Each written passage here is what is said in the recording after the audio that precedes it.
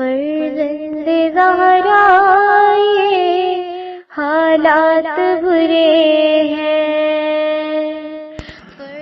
کاشانۂ بصیرت ایک ایسا مکمل یوٹیوب چینل جس پر محروم بصارت کے لیے بالخصوص اور تمام افراد کے لیے بالعموم سینکڑوں کی تعداد میں اسلامی کتب دستیاب ہیں۔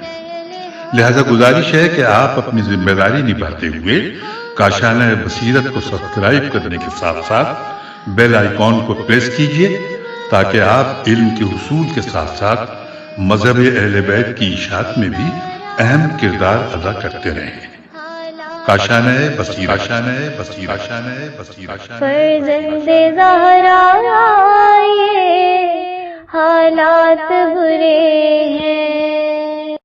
بسم اللہ الرحمن الرحیم۔ السلام علیکم۔ کاشانۂ بصیرت کے یوٹیوب چینل سے نورین عباس آپ کے ساتھ ہے۔ ہم مطالعہ کر رہے ہیں الکوثر فی تفسیر القرآن کی جلد ششم کا، جس کے مصنف ہیں جناب محسن علی نجفی۔ تو آئیے آغاز کرتے ہیں الکوثر فی تفسیر القرآن کے 13ویں حصے کا۔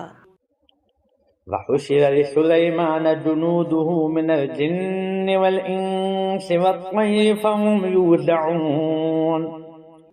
اور سلیمان کے لیے جنوں اور انسانوں اور پرندوں کے لشکر جمع کیے گئے اور ان کی جماعت بندی کی جاتی تھی۔ تشریح کلمات یوزعون بریکٹ میں الفاظ موجود ہیں، واو زے این بریکٹ بند، واو زے عین نون اور گول ہے کے معنی کسی آدمی کو کسی کام سے روک دینا۔ لشکر کو روکنے کا مطلب نظم و ضبط میں رکھنا۔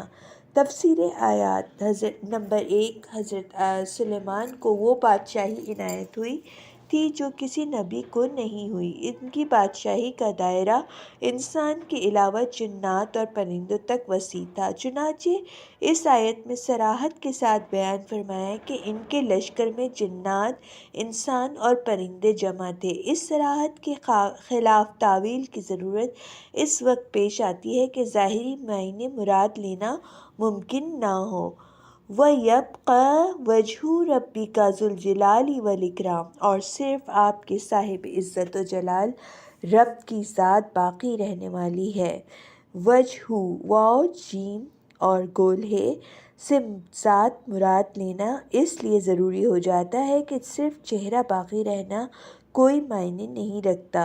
جن سے پہاڑی قبائل اور پرندوں سے گھوڑ سواروں کے دستے مراد لینا کسی محاورہ اور کسی استعارہ و مجاز کے دائرے میں نہیں آتا۔ نمبر 2، فہم یوزعون عسکری تنظیم کی طرف اشارہ ہے کہ یہ لشکر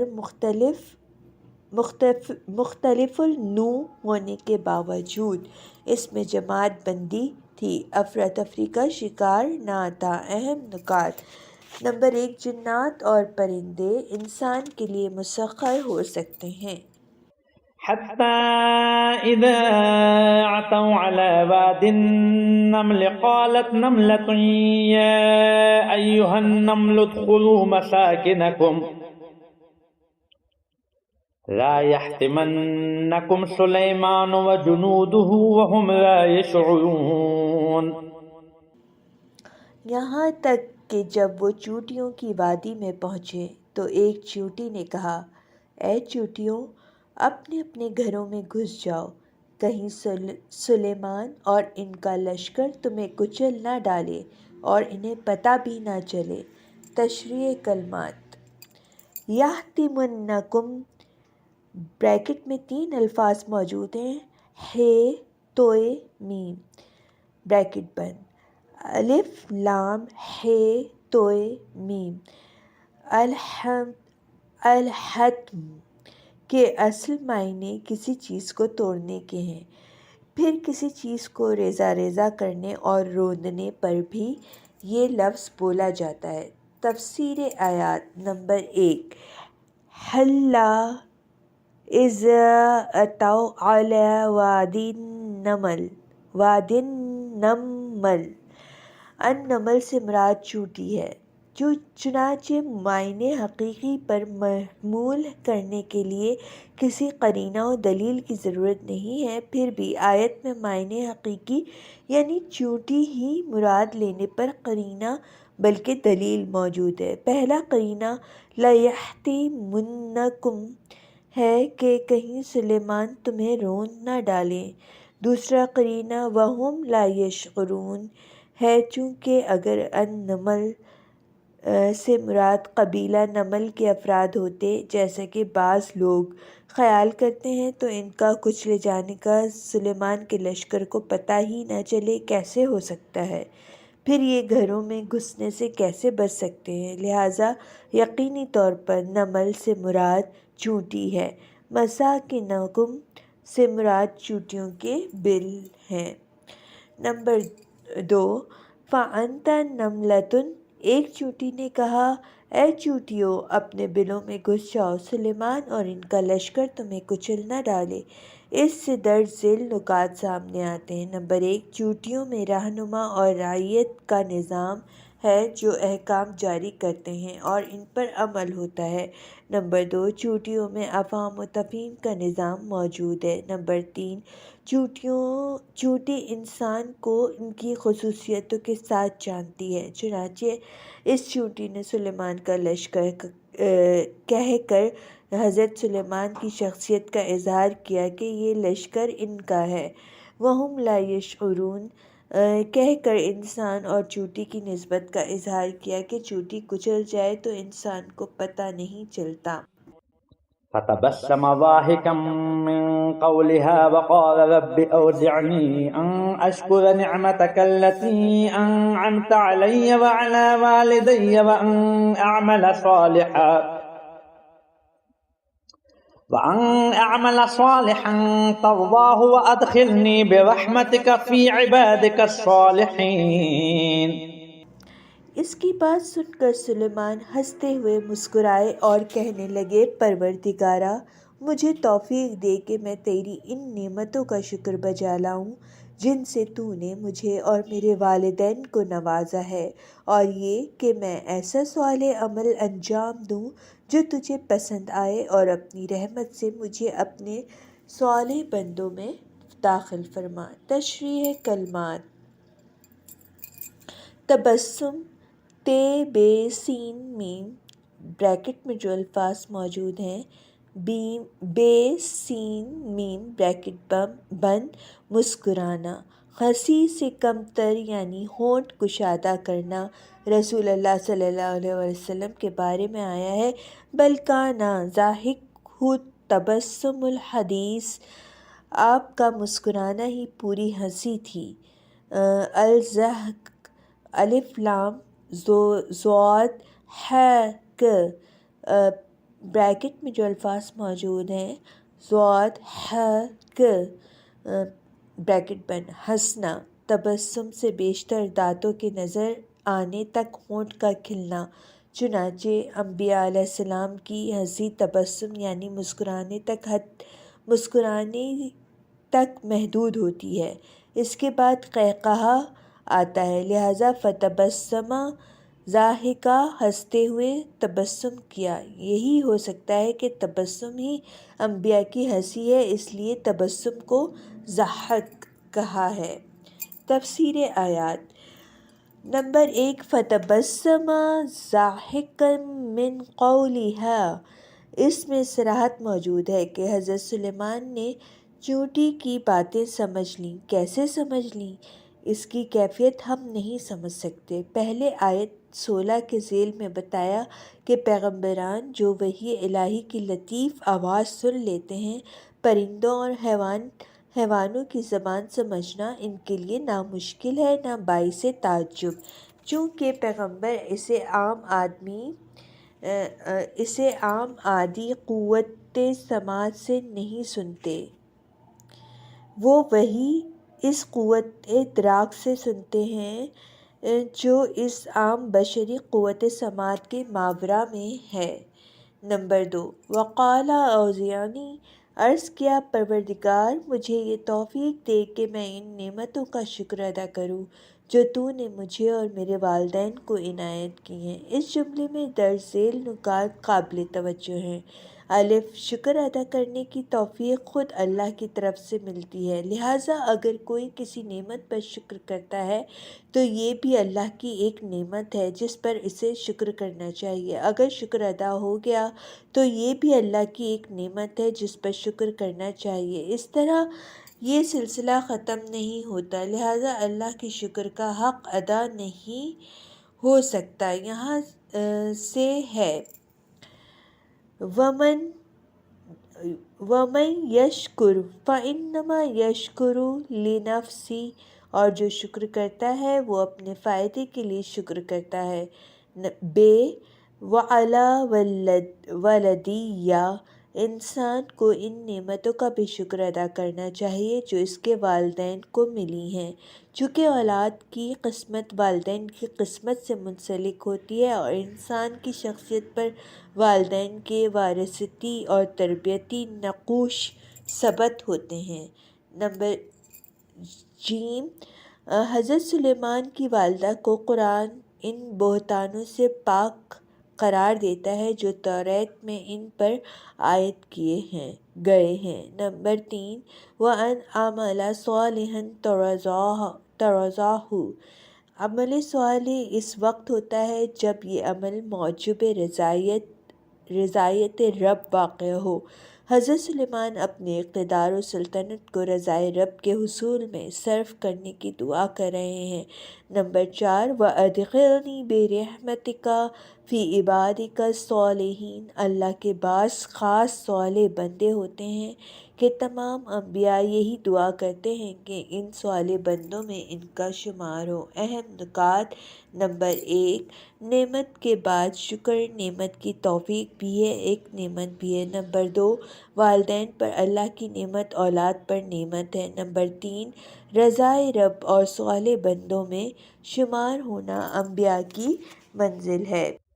فتفقد الطير فقال ما لي لا أرى الهدهد أم كان من الغائبين لأعذبنه عذابا شديدا أو لأذبحنه أو ليأتيني بسلطان مبين۔ سلیمان نے پرندوں کا معائنہ کیا تو کہا، کیا بات ہے کہ مجھے ہدہد نظر نہیں آ رہا؟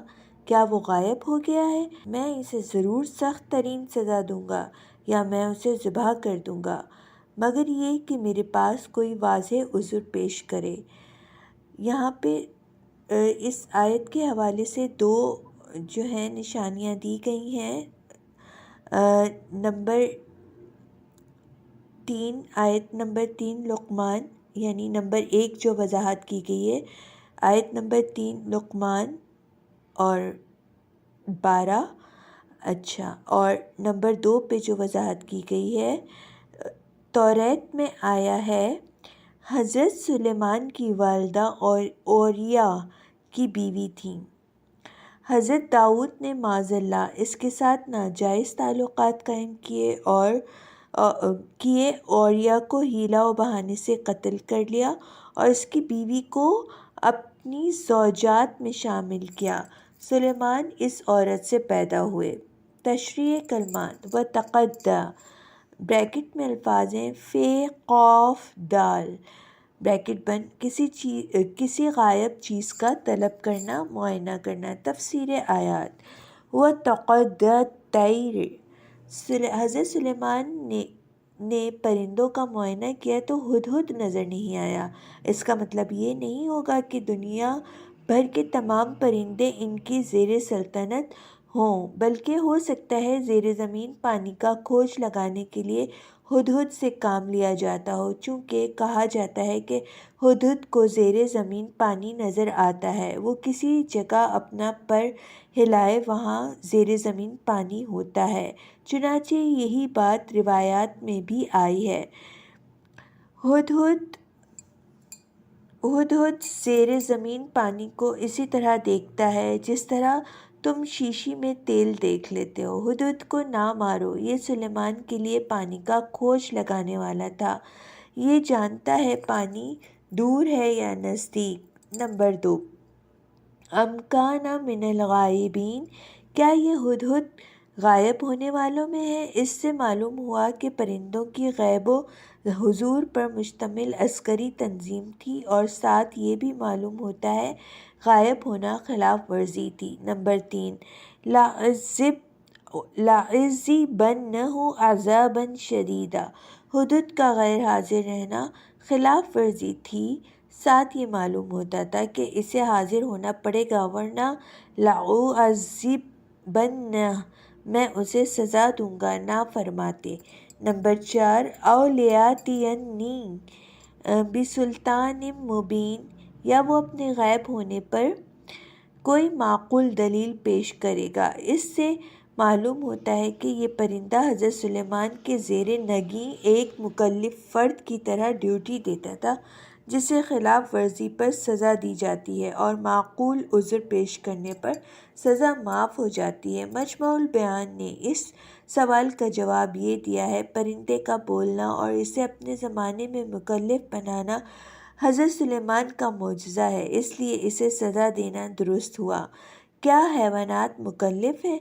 وَإِن مِّن شَيْءٍ إِلَّا يُسَبِّحُ بِحَمْدِهِ، اور نمبر 3، اور كُلٌّ قَدْ عَلِمَ صَلَاتَهُ وَتَسْبِيحَهُ، سے معلوم ہوتا ہے کہ ایک حد تک ذمہ داری ہے، اور اس ذمہ داری کی نوعیت ہمارے لیے مبہم ہے، مگر اس ذمہ داری پر ثواب و عقاب کا مترتب ہونا معلوم نہیں ہے۔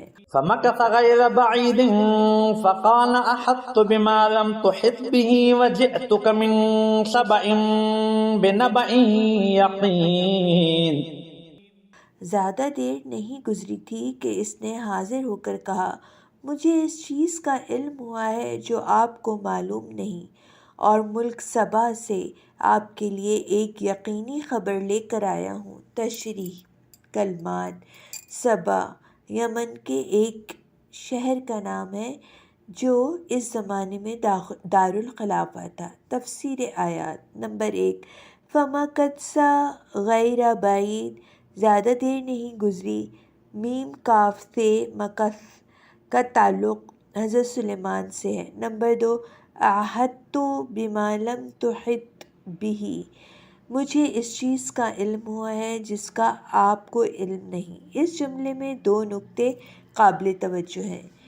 ایک یہ کہ اس سے حضرت سلیمان کی حشمت پر ایک قسم کا طنز معلوم ہوتا ہے کہ مجھے اس چیز کا علم ہوا جو آپ کے علم میں نہیں ہے، لیکن یہ طنز نہیں ہے، کیونکہ حضرت سلیمان ایسا کوئی دعویٰ نہیں رکھتے تھے کہ میں دنیا کے ہر کونے پر علمی احاطہ رکھتا ہوں۔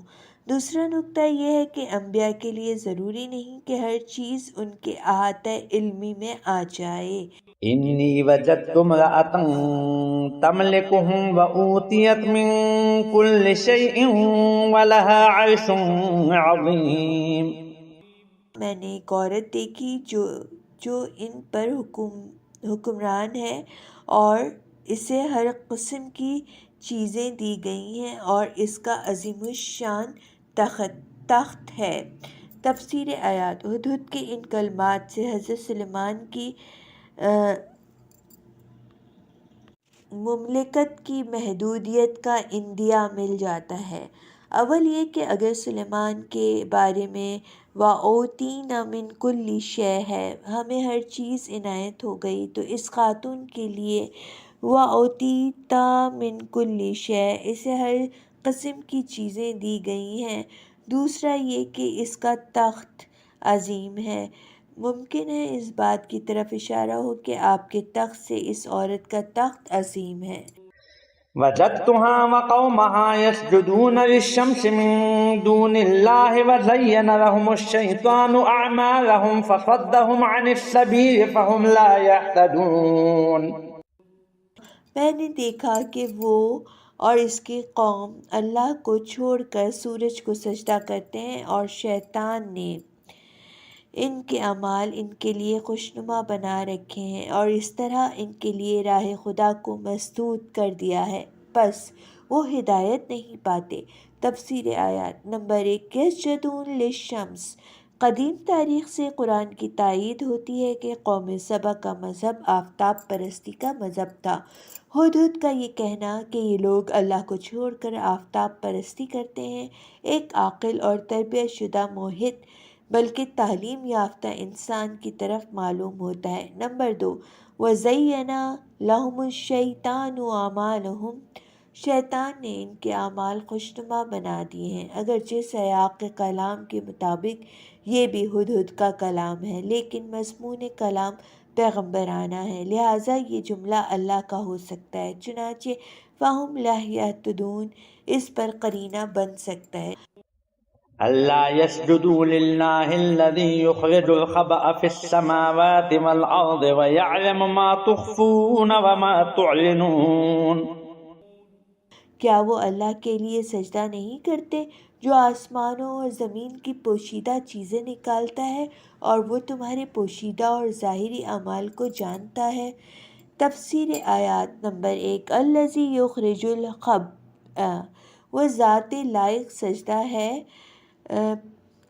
جو آسمانوں اور وہ ذات لائق سجدہ ہے جو آسمانوں اور زمین میں پوشیدہ چیزوں کو نکالتی ہے۔ اصل میں یخرج المخبو ہے، برائے تاکید مزید مصدر الخبأ کی طرف نسبت دی ہے۔ اس وسیع و عریض کائنات کو اللہ نے پردہ غیب سے نکالا ہے جو عدم کے پردوں میں پوشیدہ تھی۔ قرآن مجید کی متعدد اور مختلف تعبیرات سے یہ حقیقت سامنے آتی ہے کہ عبادت اس ذات کی ہو سکتی ہے جو خالق اور رب ہو۔ اس آیت سے بھی یہی حقیقت ظاہر ہو رہی ہے کہ سجدہ اس ذات کے لیے ہو سکتا ہے جس نے اس کائنات کو پردہ غیب سے نکالا ہے اور ہر آن ہر لمحہ پردہ غیب سے عالم شہود پر لانے کا عمل جاری ہے۔ کل یوم ہوا فی شان۔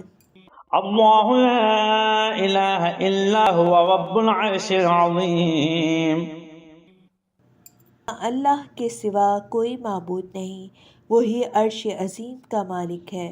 تفسیر آیات نمبر 1، اللہ لا الہ الا ہو، کلام سابق کا نتیجہ ہے کہ جب اس کائنات کو عدم سے وجود میں لانے والی ذات ہی قابل پرستش ہے تو وہ ذات اللہ تعالیٰ کی ذات ہے جس کے سوا کوئی لائق عبادت نہیں ہو سکتا۔ نمبر 2، رب العرش العظیم، کسی کی عبادت جب خالقیت اور ربوبیت کی بنیاد پر ہی ہو سکتی ہے تو ربوبیت کی منزل پر فائز ذات بھی اسی اللہ کی ہے جو عرش عظیم کا رب ہے۔ عرش کے بارے میں ہم نے یہ موقف واضح طور پر اختیار کیا ہے کہ یہ اللہ تعالیٰ کے مقام تدبیر کا نام ہے جو ربوبیت اور مالکیت کا لازمہ ہے۔ وہ اس کائنات کے عظیم تدبیری نظام کا مالک ہے۔ قال سننظر اصدقت ام كنت من الكاذبین، سلیمان نے کہا ہم ابھی دیکھ لیتے ہیں کیا تو نے سچ کہا ہے یا تو جھوٹوں میں سے ہے۔ قال یہ کہنے والے حضرت سلیمان ہیں کہ ہدہد کے اس انکشاف پر نفی اور اس بات کا موقف اختیار کرنے سے پہلے اس پر تحقیق کرنے کا ارادہ کیا۔ اذهب بكتابي هذا فألقه إليهم ثم تول عنهم فانظر ماذا يرجعون، میرا یہ خط لے جا اور اسے ان لوگوں کے پاس ڈال دے، پھر ان سے ہٹ جا اور دیکھ کہ وہ کیا جواب دیتے ہیں۔ تفسیر آیات، یہ ہدایات ایسی ہیں جو کسی سمجھدار شخص کے لیے دی جا سکتی ہیں۔ خط ڈالنے کے بعد ہٹ جائے اور پھر اس کے رد عمل پر نظر رکھے۔ واضح رہے نظر رکھنے والا ان کے سارے رد عمل کو سمجھنے کی اہلیت رکھتا ہے۔ رد عمل عام فہم بھی ہو سکتا ہے اور پیچیدہ بھی۔ اس قسم کی سفارتی ذمہ داریاں تو آج کل اعلیٰ تعلیم یافتہ تجربہ کار لوگوں کے لیے ممکن ہیں۔ حضرت سلیمان نے معجزے کے علاوہ اس کی اور توجیہ نہیں ملتی۔ اہم نکات نمبر 1، دو عظیم مملکتوں کے درمیان سفارتکاری کی ذمہ داریاں ایک ہدہد انجام دے انبیاء کا معجزہ ہے۔ قالت يا أيها الملأ إني ألقي إلي كتاب كريم. ملکہ نے کہا اے دربار والو، میری طرف ایک محترم خط ڈالا گیا ہے۔ تفسیر آیات: ہدہد حضرت سلیمان کے خط کو ملکہ سبا کے ہاں ڈال دیتا ہے۔ ملکہ اس خط کو ایک قابل احترام خط قرار دیتی ہے۔ اس خط کو کتاب کریم قابل احترام مضمون کے اعتبار سے کہا ہوگا، جس کا آغاز ایسے معبود کے نام سے ہوتا ہے جو رحمان الرحیم ہے۔ البیان میں کریم کے معنی بیان فرماتے ہیں۔ انہ حقیقی بانا یوصل خیر العظیم من جہت، کریم اسے کہتے ہیں جس سے خیر عظیم ملنے کی توقع ہو، ورنہ اس قسم کے مراسلوں کی ابتدا یوں بھی ہو سکتی ہے: بسم اللہ الحبار القہار، خدائے قہار و جبار کے نام سے۔ نیز ہو سکتا ہے خط حضرت سلیمان کی طرف سے ہونے کی وجہ سے کریم کہا ہو، چونکہ قوم سبا حضرت سلیمان کی سلطنت کی عظمت کو جانتی تھی، چنانچہ کہا تھا اوتینا العلم من قبلها وکنا مسلمین، ہمیں اس سے پہلے معلوم ہو چکا ہے اور ہم فرما بردار ہو چکے ہیں۔ یہ خط اپنے انداز ارسال، انداز کلام اور مضمون کے اعتبار سے غیر معمولی حیثیت کا حامل تھا۔ انداز ارسال: ایک پرندے کے ذریعے کلام بسم اللہ الرحمن الرحیم سے شروع ہوتا ہے، جو اس معاشرے کی ثقافت سے بالکل مختلف اور ناآشنا انداز کلام ہے۔ مضمون میں ایک دعوت ہے اور یہ بات بھی واضح کر دی ہے کہ ایک قانونی حکومت کے مقابلے میں ایک باطل نظام کو بڑائی اور سرکشی کرنے کا حق حاصل نہیں ہے۔ إنه من سليمان وإنه بسم الله الرحمن الرحيم. یہ سلیمان کی جانب سے ہے اور وہ یہ ہے خدائے رحمان و رحیم کے نام سے۔ تفسیر آیات: اس آیت میں چند ایک نکات قابل توجہ ہیں۔ نمبر 1، بسم اللہ الرحمن الرحیم قرآن کا حصہ ہے۔ جب یہ قرآنی آیت ہے تو سورہ ہائے قرآن کی ابتدا میں بھی قرآن کی آیت شمار ہوتی ہے، جیسا کہ شیعہ امامیہ کا موقف ہے۔ قرآن میں بہت سی آیات مکرر ہیں اور سب قرآن ہیں۔ نمبر 2، بسم اللہ مکمل لکھنا چاہیے، مختصر کر کے لکھنا خلاف سنت انبیاء ہے۔ چنانچہ صلح حدیبیہ کے موقع پر مشرکین بسمک اللہم لکھنا چاہتے تھے، جبکہ رسول اللہ بسم اللہ الرحمن الرحیم لکھنا چاہتے تھے، لہٰذا بسم اللہ الرحمن الرحیم کی جگہ صرف بسم تعالی لکھنا خلاف سنت ہے۔ نمبر 3، کہتے ہیں حضرت سلیمان نے پہلی مرتبہ بسم اللہ الرحمن الرحیم سے ابتدا کی ہے۔ یہ عربی ترکیب عبرانی زبان کی نقل بالمعنی ہو سکتی ہے، چنانچہ حضرت سلیمان کی زبان عبرانی تھی۔ نمبر 4، ملکہ سبا نے پہلی بار یہ کلمات سنے، بسم اللہ الرحمن الرحیم۔ آفتاب پرست ہونے کی وجہ سے یہ کلمات اس کے لیے ایک جدید اصطلاح تھی۔ اس اللہ کے نام سے جو نہایت رحمت کا مالک اور مہربان ہے، ایک مہربان اللہ کے ماننے والے مہربان ہی ہوں گے۔ اللہ تعلوا علی وأتونی مسلمین. تم میرے مقابلے میں بڑائی مت کرو اور فرما بردار ہو کر میرے پاس چلے آؤ۔ تفسیر آیات: اس خط کا پورا مضمون ہے کہ تم میرے مقابلے میں بڑائی مت کرو اور فرما بردار ہو کر میرے پاس چلے آؤ۔ انبیاء کی دعوت کا مضمون یہی ہوتا ہے کہ اپنی بالادستی چھوڑ کر امن و سلامتی میں داخل ہو جاؤ۔ چنانچہ مروی ہے کہ رسول کریم صلی اللہ علیہ وآلہ وسلم نے اپنے خطوط میں یہی تحریر فرماتے تھے: اسلم تسلم، اسلام میں داخل ہو جاؤ سلامتی پاؤ گے۔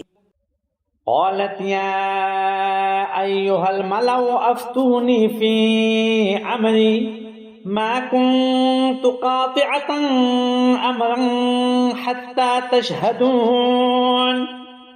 ملکہ نے کہا اے اہل دربار میرے اس معاملے میں مجھے رائے دو، میں تمہاری غیر موجودگی میں کسی معاملے کا فیصلہ نہیں کرتی۔ تفسیر آیات نمبر 1 افتونی فی امری، مجھے رائے دو اس امر کے بارے میں جو مجھے پیش آیا ہے۔ یہ امر ملک پر بیرونی حملے کا خطرہ ہے، اپنے زمانے کی سب سے بڑی طاقت کی طرف سے حملے کا خطرہ۔ نمبر 2 ما کنتو قاطعۃ امرا حتی تشہدون، تمہاری غیر موجودگی میں کسی معاملے کا فیصلہ نہیں کیا کرتی۔ اس جملے سے معلوم ہوتا ہے کہ یہ ملکہ فہم و فراست کی مالکہ تھی۔ نظام استبدادی ہونے کے باوجود طریقہ کار شورائی و جمہوری تھا۔ اس عمل کے مستحسن ہونے کی وجہ سے قرآن نے اس بات کا ذکر کیا کسی غیر معمولی واقعے کا مقابلہ کرنے کے لیے اہل رائے لوگوں سے مشورہ لینا ہر عاقل کے نزدیک ایک مستحسن عمل ہے، اور یہ بات کسی مذہب و شریعت سے مربوط نہیں ہے۔ اہم نکات نمبر 1 دوسروں کی عقلی قوت سے فائدہ اٹھانا عقلی قوت کی علامت ہے۔ قالوا نحن أولو قوة وأولو بأس شديد والأمر إليك فانظري ماذا تأمرين۔ انہوں نے کہا ہم طاقتور اور شدید جنگجو ہیں، تاہم فیصلہ آپ کے ہاتھ میں ہے، آپ دیکھ لیں کہ آپ کو کیا حکم کرنا چاہیے۔ تفسیر آیات نمبر 1 نحن اولو قوت و اولو باس شدید، درباریوں نے متوقع جنگ کے لیے ضرورت کی دو اہم چیزوں کا ذکر کیا، وہ عسکری طاقت و قوت اور حربی مہارت ہیں۔ درباریوں نے کہا یہ دونوں چیزیں ہمارے پاس موجود ہیں، عسکری طاقت اولو و فؤتی اور حربی مہارت اولو باسن شدید کے ذریعے ہم اس حملے کا مقابلہ کر سکتے ہیں۔ درباریوں کا ایک مزاج ہوا کرتا ہے کہ وہ ہمیشہ اپنی رعونت کا مظاہرہ کرتے ہیں، عقائد کے ادراک میں رعونت و اقتدار حائل رہتے ہیں، اور بادشاہ بھی عموماً درباریوں کے اس مزاج کا شکار رہتے ہیں۔ لیکن یہاں درباری مرد اور بادشاہ عورت ہے۔ عورت عموماً جنگجو نہیں امن پسند ہوتی ہے۔ درباری اس بات سے واقف تھے، اس لیے انہوں نے اپنے درباری مزاج کے مطابق اپنی رعونت کا بھی مظاہرہ کیا اور ساتھ ملکہ عورت کے امن پسند مزاج کا بھی لحاظ رکھا اور کہا والامر الیک، فیصلہ آپ کے ہاتھ میں ہے۔ ورنہ یہ بھی ہو سکتا ہے کہ درباری بادشاہ سے درخواست کریں کہ ہمیں اجازت دیں کہ دشمن کا ڈٹ کر مقابلہ کریں۔ قالت إن الملوك إذا دخلوا قرية أفسدوها وجعلوا أعزة أهلها أذلة وكذلك يفعلون۔ ملکہ نے کہا بادشاہ جب کسی بستی میں داخل ہوتے ہیں تو اسے تباہ کرتے ہیں اور اس کے عزت داروں کو ذلیل کرتے ہیں، اور یہ لوگ بھی اسی طرح کریں گے۔ تفسیر آیات نمبر 1 ان الملوک اذا دخلوا قریۃ افسدوها، ملکہ نے جنگ کی مذمت کرنا شروع کیا اور جنگی نتائج سے درباریوں کو آگاہ کیا کہ جنگ اپنے ہمراہ تباہی لاتی ہے اور معاشرے میں افراتفری پھیلتی ہے۔ عزت دار ذلیل اور ذلیل عزت دار بن جاتے ہیں، چونکہ وہ اپنے مفتوحہ علاقے کی ہر چیز کو رون ڈالتے ہیں۔ اس مفتوحہ علاقے کے مزاحمتی عناصر کو خصوصی طور پر نشانہ بناتے ہیں، وہ حکومت و سلطنتی عناصر ہوں گے۔ نمبر 2 وَجَعَلُوا أَعِزَّةَ أَهْلِهَا أَذِلَّةً، فاتح قوم جب فتح کے نشے میں چور ہوتی ہے تو اپنے زیر نگی قوم کی حرمت و عزت کو لوٹ لیتی ہے۔ البتہ اسلامی فاتحوں کے بارے میں گوسٹف لوبون گاف واو سین ٹے فے لام واو بے واو نون اپنی کتاب حضارت العرب میں لکھتے ہیں، چشم تاریخ نے عربوں کی طرح کسی انصاف پسند اور رحم دل فاتح کو نہیں دیکھا۔ چشم تاریخ نے عربوں کی طرح کسی انصاف پسند اور رحم دل فاتح کو نہیں دیکھا۔ وَإِنِّي مُرْسِلَةٌ إِلَيْهِم بِهَدِيَّةٍ فَنَاظِرَةٌ بِمَ يَرْجِعُ الْمُرْسَلُونَ۔ اور میں ان کی طرف سے ایک ہدیہ بھیج دیتی ہوں اور دیکھتی ہوں کہ ایلچی کیا جواب لے کر واپس آتے ہیں۔ تفسیر آیات۔ ملکہ نے ایک ایسی تدبیر اور آزمائش سوچی جس سے اس بادشاہ کے مزاج، نفسیات اور ترجیحات کا اندازہ ہو جائے، اس کے مطابق اگلا قدم اٹھایا جائے۔ وہ یہ کہ اس بادشاہ کو ایک ہدیہ پیش کر کے دیکھتے ہیں اس کا رد عمل کیا ہوتا ہے۔ اگر وہ اس ہدیے کو دیکھ کر نرم پڑ جاتا ہے تو اس لالچی بادشاہ کو اسی راہ سے رام کیا جا سکتا ہے، اور اگر وہ اسے ٹھکرا دیتا ہے تو اس اصول پرست بادشاہ کی اصول پرستی اور اس کے پیچھے کار فرما عقائد کا مطالعہ کرنا ہوگا۔ فَلَمَّا جَاءَ سُلَيْمَانَ قَالَ أَتُمِدُّونَنِ بِمَالٍ مَّا آتَانِيَ اللَّهُ خَيْرٌ مِّمَّا آتَاكُمْ بَلْ أَنتُم بِهَدِيَّتِكُمْ تَفْرَحُونَ۔ پس جب وہ سلیمان کے پاس پہنچا تو انہوں نے کہا، کیا تم مال سے میری مدد کرنا چاہتے ہو؟ جو کچھ اللہ نے مجھے دے رکھا ہے وہ اس سے بہتر ہے جو اس نے تمہیں دے رکھا ہے، جبکہ تمہیں اپنے ہدیے پر بڑا ناز ہے۔ تفسیر آیات۔ چنانچہ ہدیے کو دیکھ کر حضرت سلیمان نے اس سے انتہائی بے اعتنائی برتی اور اس ہدیے کو ناچیز اور حقیر قرار دیا اس دولت کے مقابلے میں جس سے خود سلیمان مالا مال ہیں۔ وہ دولت علم و نبوت اور تسخیر جن و انس جیسی منفرد سلطنت ہے۔ بل انتم بہدیتکم تفرحون، فرمایا تمہاری تو یہ حیثیت ہے کہ تم اس ہدیے پر ناز کرتے ہو جو نہایت حقیر ہے۔ اس حقیر مال کی طرف اپنی دعوت اللہ کو ترک نہیں کیا جا سکتا۔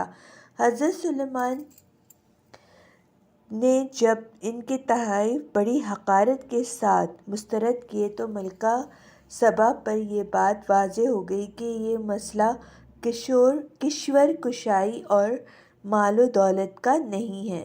ارجع إليهم فلنأتينهم بجنود لا قبل لهم بها ولنخرجنهم منها أذلة وهم صاغرون۔ اے ایلچی، تو انہیں ان کی طرف واپس پلٹ جا، ہم ان کے پاس ایسے لشکر لے کر ضرور آئیں گے جن کا وہ مقابلہ نہیں کر سکیں گے، اور ہم انہیں وہاں سے ذلت کے ساتھ ضرور نکال دیں گے اور وہ خوار بھی ہوں گے۔ تشریح کلمات۔ قبالہ، قاف بے لام بریکٹ کے اندر موجود ہیں، طاقت کو کہتے ہیں۔ لا قبل لہم یعنی لا طاقت لہم۔ تفسیر آیات۔ اہل سبا کی طرف لوٹ جاؤ اور ان سے کہو، ہم ایسے لشکر کے ساتھ ملک سبا میں داخل ہونے والے ہیں جس کے مقابلے کی ان میں طاقت نہ ہوگی۔ وَلَنُخْرِجَنَّهُم مِّنْهَا، ان کی سرزمین سے ہم ان کو بے دخل کریں گے۔ صرف بے دخلی نہ ہوگی بلکہ اللہ اللہ رام و مسخر ہو کر اپنی سرزمین چھوڑ دیں گے۔ ان للہ، رام و مسخر ہو کر اپنی سرزمین چھوڑیں گے۔ صاغرین، خوار ہو کر، یہ خواری اسیری کی شکل میں ہو سکتی ہے۔ واضح رہے حضرت سلیمان کے ملک سبا سے دو باتوں کا مطالبہ کیا تھا۔ ایک حضرت سلیمان نے ملکہ سبا سے 2 باتوں کا مطالبہ کیا تھا۔ نمبر 1، اللہ تعالی علیہ، میرے مقابلے میں بڑائی کا مظاہرہ نہ کرو۔ نمبر 2، وَأْتُونِي مسلمین، فرما بردار ہو کر میرے پاس چلے آؤ، حق کی دعوت قبول کرو، حق کا مطالبہ کرنا ترک کرو۔ ملکہ نے ان 2 باتوں میں سے کسی ایک کا مثبت یا منفی جواب دینے کی جگہ تیسرا راستہ اختیار کیا اور ہدیہ پیش کیا۔ اس پر حضرت سلیمان نے یہ نتیجہ اخذ کیا کہ اس نے ہماری دعوت کو قابل اعتنا سمجھنے کی جگہ مال و دولت کا لالچ دینے پر آ گئی ہے، لہٰذا یہ تہدید آمیز موقف اختیار کرنا پڑا۔ اور سامعین کرام، میں یہاں پہ اپنے مطالعے کو روک رہی ہوں، انشاءاللہ دوبارہ حاضر ہوں گی، جب تک کے لیے خدا